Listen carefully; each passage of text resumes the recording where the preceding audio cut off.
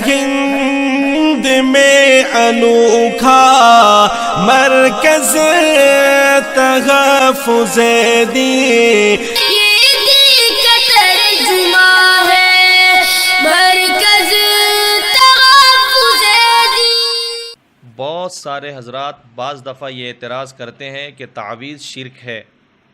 ابھی ایک ہفتہ بھی نہیں ہوا، دہلی سے ایک صاحب کا فون آیا تھا اور انہوں نے یہ کہا کہ ممبئی کے زید پٹیل صاحب کوئی ہیں، ان سے ہماری بات ہوئی تھی، زید پٹیل صاحب نے ہم کو یہی بتایا کہ تعویذ شرک ہے۔ میں نے کہا اب تک مجھے تو کوئی حدیث نہیں ملی ہے جس میں لکھا ہو ان التعویذ شرک، کوئی بھی حدیث نہیں ملی ہے۔ ہم نے بہت تلاش کرنے کی کوشش کی تو وہ آدمی ایک دم حیران ہو گیا، اس نے کہا زید پٹیل صاحب نے بتایا ہے۔ میں نے کہا میں کہہ رہا ہوں کوئی حدیث نہیں ہے۔ میں نے کہا بھائی اگر آپ کو زید پٹیل صاحب نے کہا ہے تو کہیں وہ اپنی پٹیلی نہ کریں، حدیث دکھائیں، یا پھر صاف صاف کہہ دیں یہ میری سوچ ہے، میں اپنی سوچ کو حدیث بنا کے پیش کر رہا ہوں، کیونکہ ہم نے تلاش کیا کوئی بھی حدیث نہیں ملی۔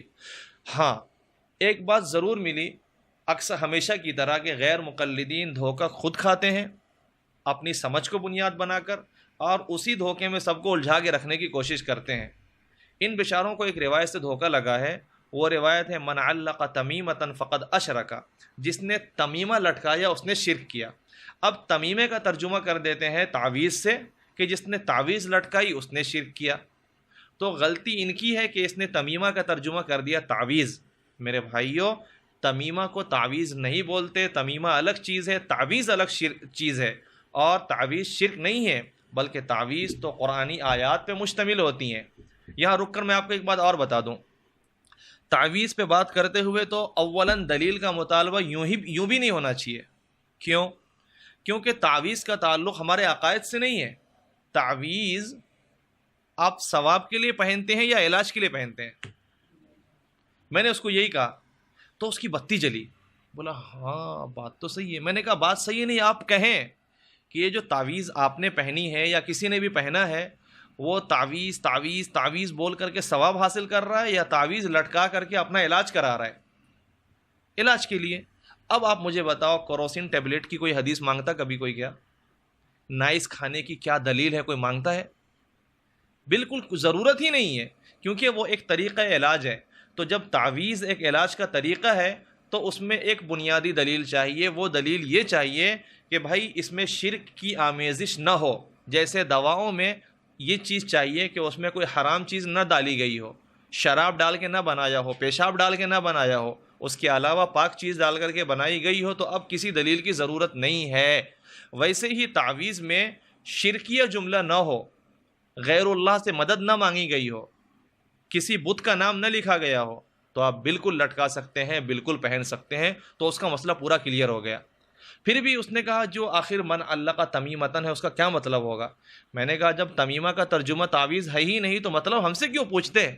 لیکن پھر بھی آپ کی دلی تسلی کے لیے میں بتا دیتا ہوں، اور میں نے ان کو بتایا، اور الحمدللہ اس بارے میں ہم نے ایک چھوٹی سی کتاب بھی لکھی جس سے بات لوگوں کو سمجھ میں آ جائے، اور اس کتاب کو پڑھنے کے بعد کافی لوگوں کے بات سمجھ میں آئی کہ تعویذ کیا چیز ہے۔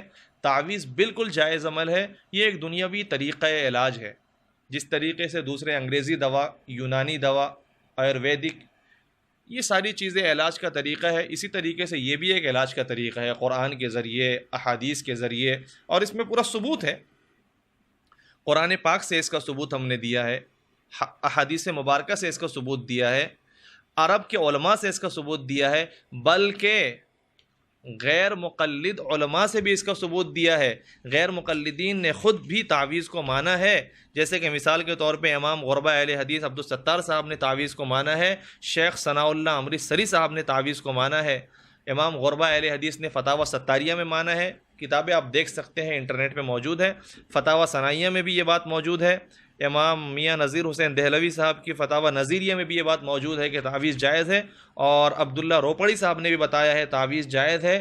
نواب صدیق حسن خان صاحب نے تو تعویذ کے بارے میں موٹی سی کتاب لکھی ہے، کتاب التعویذات، اور اس کے اندر عجیب و غریب تعویذ دی ہے، بہت الگ الگ تعویذ دی ہیں، بہت ساری چیزیں اس میں نقل کی ہے جو بتانے کا میرا یہاں موقع نہیں ہے، میں نہیں چاہتا بتانا۔ کتا اور کتیا والا معاملہ کیا کیا ہونا چاہیے وہ سب وہاں موجود ہے۔ آپ کتاب حاصل کریں اور کتاب پڑھیں، اور جن لوگوں کو یہ پیچیدگی ہے، یہ الجھاؤ ہے، ان کو بھی دیں تاکہ وہ اپنی الجھن دور کرے۔ ایک لاسٹ بات، یہ من علق تمیمۃ فقد اشرک، تو یہ تمیمہ کیا چیز ہے؟ تمیمہ تعویذ بالکل نہیں ہے۔ تمیمہ ایک لفظ ہے عربی کا، اب ڈکشنری میں دیکھتے ہیں اس کا معنی کیا ہے۔ ڈکشنری کی ایک بہت بڑی کتاب ہے امام ازہری کی۔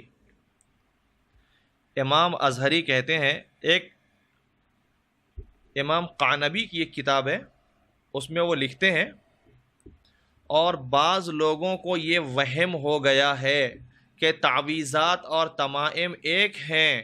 بعض لوگوں کو یہ، جیسے آج کے لوگوں کو وہم ہو گیا ہے کہ تعویذات اور تمائم ایک ہیں، جبکہ بات ایسی نہیں۔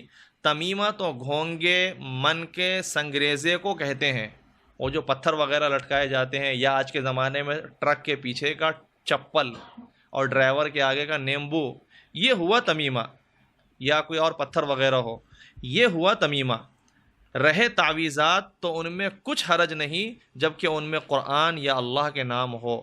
امام زہری بھی یہی فرماتے ہیں کہ جو تمائم کو دھاگا تعویذ مانے وہ انصاف سے کام لینے والا نہیں ہے۔ تمائم کو تعویذ سمجھ لے، وہ انصاف سے کام لینے والا نہیں ہے۔ بڑی مشہور کتاب ہے المغرب فی ترتیب المعرب، صفحہ نمبر 107۔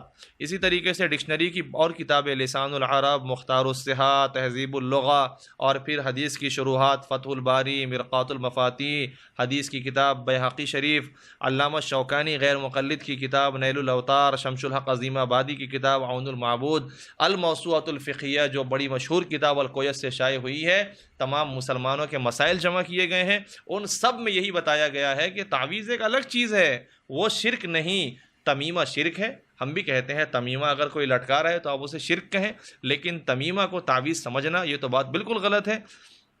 لاسٹ بات، فائنل بات، ان کے بہت بڑے عالم ذہبی زماں شیخ حافظ زبیر علی زئی صاحب ہے، لکھتے ہیں، بڑے دھیان سے سنیں، خاص کر ہمارے وہ بھائی جو آج تک اسی پریشانی میں الجھ رہے ہیں کہ نہیں شرک ہے، شرک ہے، شرک ہے۔ بھائی ہمارا ایمان اتنا کمزور نہیں ہے کہ کچھ بھی ہو شرک ہو جائے گا۔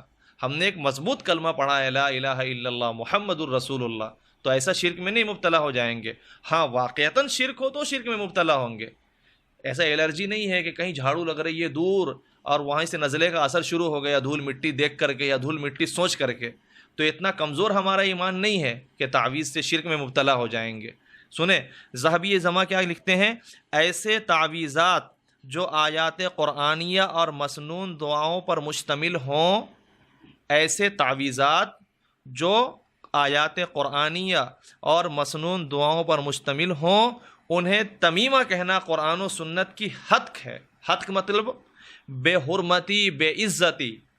تو یہ جو بیچارے لکیر کے فقیر، ٹائی لٹکانے والے ایڈوکیٹ لوگ، انجینئر لوگ، پروفیسر لوگ، اور نہ بھی کچھ ہو تو بھی فضیلت الشیخ یا لال رومال اوڑھ کر کے کچھ کہلانے والے جو لوگ، من علق تمیمۃ فقد اشرک، جس نے تعویذ لٹکائی اس نے شرک کیا، یہ کہنے والے لوگ قرآن و سنت کی بے حرمتی کر رہے ہیں اور پاکیزہ کلام یعنی قرآن و سنت کے ساتھ ناروا غلو والا کام کر رہے ہیں۔ یہ ذہبی زماں حافظ زبیر علی زئی صاحب ابو داؤد شریف کی جو شرح اردو میں کی ہے اس میں انہوں نے لکھا ہے۔ اس لیے اپنے آپ کو بدلیں، اپنی سوچ کو بدلیں۔ خود کنفیوز ہیں اور دوسروں کو کنفیوز کرنا بھی چاہتے ہیں، اس پریشانی سے امت کو نکالیں، یا کم سے کم امت کو نہیں خود نہیں نکل سکتے تو امت کو تو نہ جڑنے دیں اس پریشانی سے۔ خود رہنا ہے رہ لیں، لیکن انہوں نے طے کر لیا ہے ہم تو ڈوبے ہیں صنم، تم کو بھی لے ڈوبیں گے، آؤ بھیا ہمارے ساتھ چلو کہیں اور۔ تو اس سے اللہ رب العزت پوری امت کی حفاظت فرمائے۔